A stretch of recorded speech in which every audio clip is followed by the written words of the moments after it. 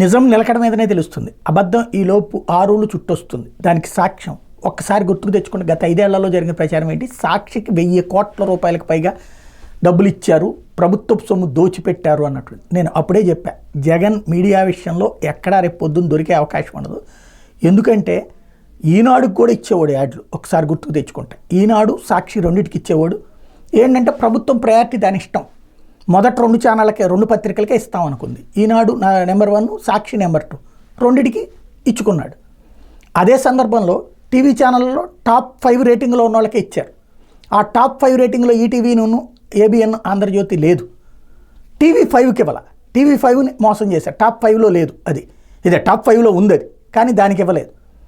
కాబట్టి అక్కడ తేడా ఉంది. దాన్ని ప్రొజెక్ట్ చేయొచ్చు. కాకపోతే ప్రభుత్వం పాలసీ అంటారు, దాన్ని కోర్టు కూడా ఏమీ చేయడానికి వీల్లేదు. రన్నింగ్లో ఉన్నప్పుడు కోర్టులో కేసులు వేస్తే వస్తాయి. అసలు పాయింట్ ఏంటంటే ఇక్కడ 1000 కోట్ల రూపాయలు సాక్షికి దోచిపెట్టారు అన్నటువంటిది అవాస్తవం అని తేలింది. నిన్న ఏదైతే ప్రశ్నోత్తరాల సమయంలో అడిగిన ప్రశ్నకి 403 కోట్ల రూపాయలు సాక్షికి ఇచ్చారు అన్నటువంటి విషయం తేలింది.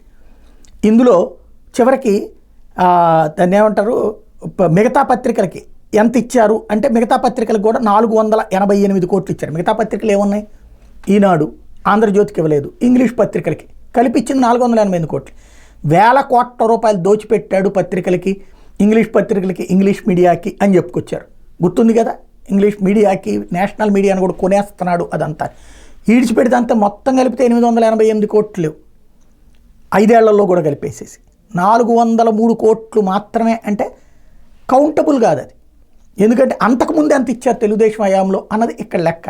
ఇంకోటి దాన్ని ఏమంటారు, అసెంబ్లీ లైవ్ లేకపోతే ముఖ్యమంత్రి లైవ్ అప్పుడు ఇప్పుడు కూడా నాడు చంద్రబాబు గారి టైంలో, ఇప్పుడు చంద్రబాబు గారి టైంలో కూడా ఏ టెండర్ లేకుండానే ఇస్తున్నారు.